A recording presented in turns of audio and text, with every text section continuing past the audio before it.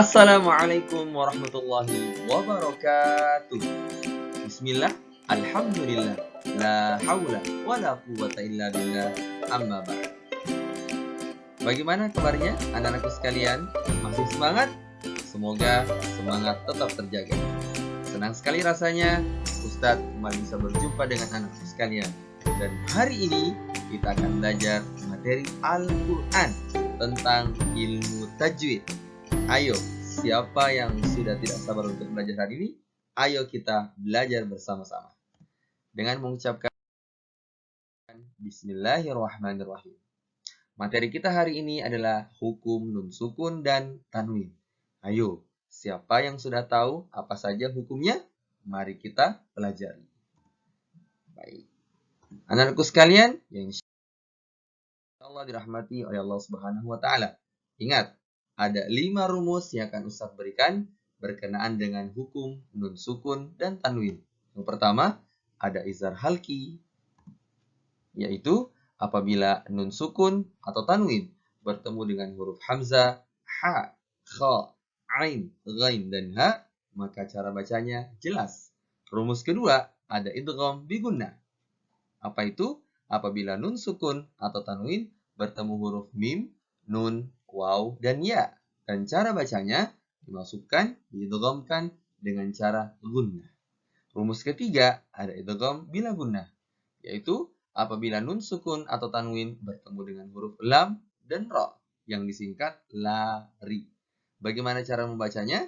Dengan cara mengidghamkan atau memasukkan tanpa disertai dengan gunnah.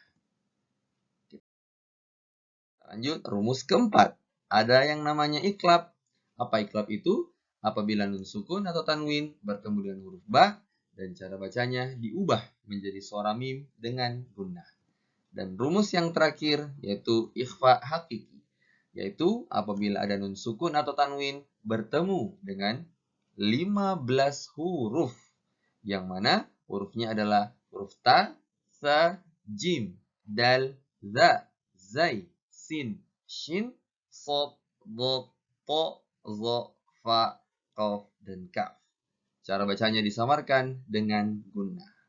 Akan tetapi, hari ini kita tidak akan membahas kelima-lima rumus ini karena akan memakan waktu yang sangat-sangat panjang. Maka untuk pertemuan hari ini, kita akan fokus kepada izhar halqi. Pertanyaan yang muncul, apa itu izhar halqi? Ayo, ada yang bisa jawab? Nanti kita temukan jawabannya.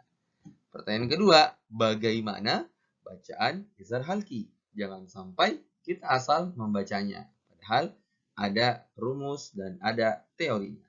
Baik, mari kita pertama membahas tentang apa sih yang namanya izhar halqi.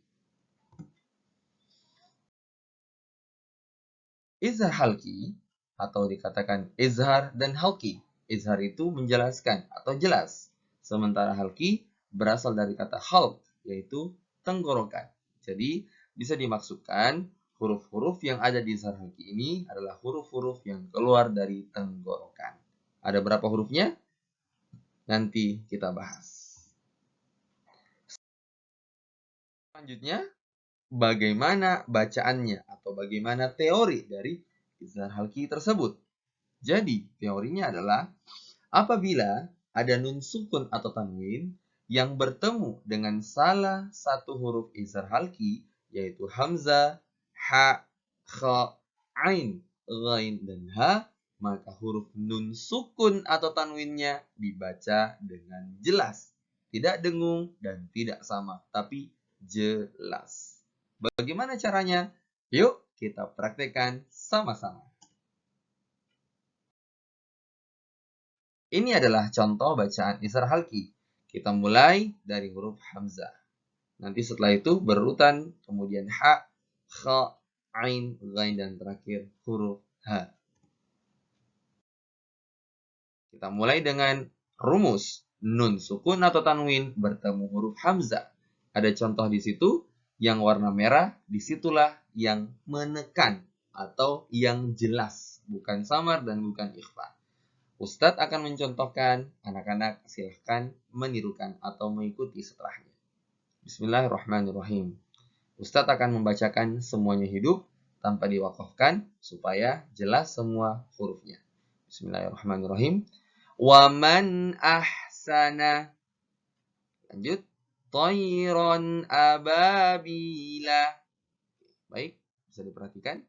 Ada nun sukun dan alif atau hamzah. Inilah yang dibaca jelas. Dan dibaca wa man ahsana tayran ababila. Contoh yang lain. Fi maqamin aminin kullun amana.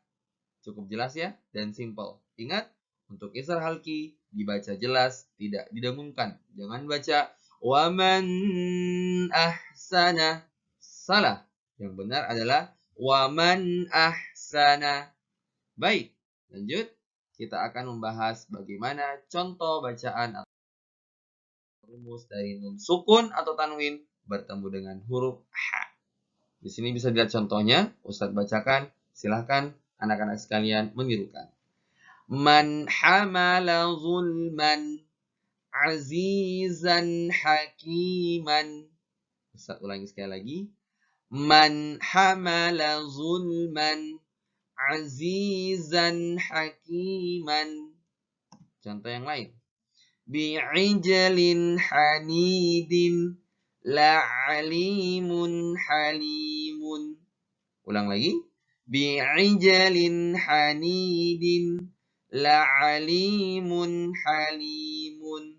Bagaimana? Sudah bisa? Kalau belum, latihan dan latihan terus. Bisa kita lanjut? Untuk contoh selanjutnya, ada nun sukun atau tanwin bertemu dengan huruf kha. Ustadz bacakan dan anak-anak silahkan untuk mengikutinya. Wa min khalfihim. Ulang lagi. Wa min khalfihim latifan khabiran. Kalimatin khamisatin qawmun khasimuna. Qawmun khasimuna. Itu tadi contoh untuk huruf kha. Kita akan lanjut. Nun sukun atau tanwin bertemu dengan ain. Bagaimana? Ustadz bacakan. Alladzina an'amallahu ajran aziman. Lanjut.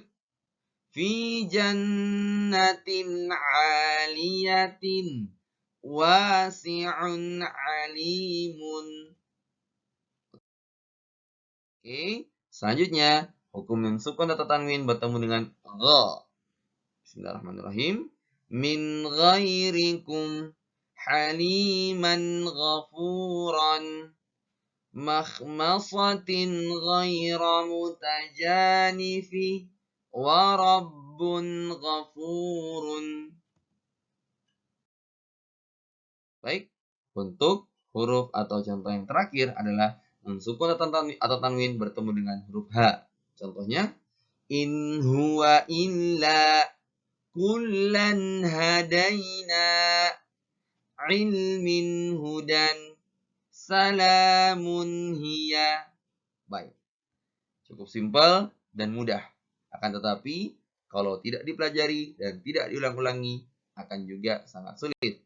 Maka dari itu, saya berpesan kepada anak sekalian, setelah pelajaran ini, silahkan mencontohkan kembali, mengulang-ulang kembali pelajarannya. Semoga bisa bermanfaat bagi kita semua. Baik, Anda dan sekalian, saya kira cukup demikian pembelajaran kita pada pagi hari ini. Ustadz ucapkan terima kasih banyak. Syukran, jazakumullah khair. Dan Ustadz mohon maaf apabila ada salah kata dan yang tidak berkenan dalam hati. Sekali lagi terima kasih atas waktu dan perhatian. Kita tutup dengan hamdalah. Alhamdulillahi rabbil alamin. Billahi fi sabilil haq wasabiqul khairat. Hayatul fata bil ilmi wat tuqa. Nasrun minallah wa fathun qarib. Wa basyiril mu'minin. Assalamualaikum warahmatullahi wabarakatuh.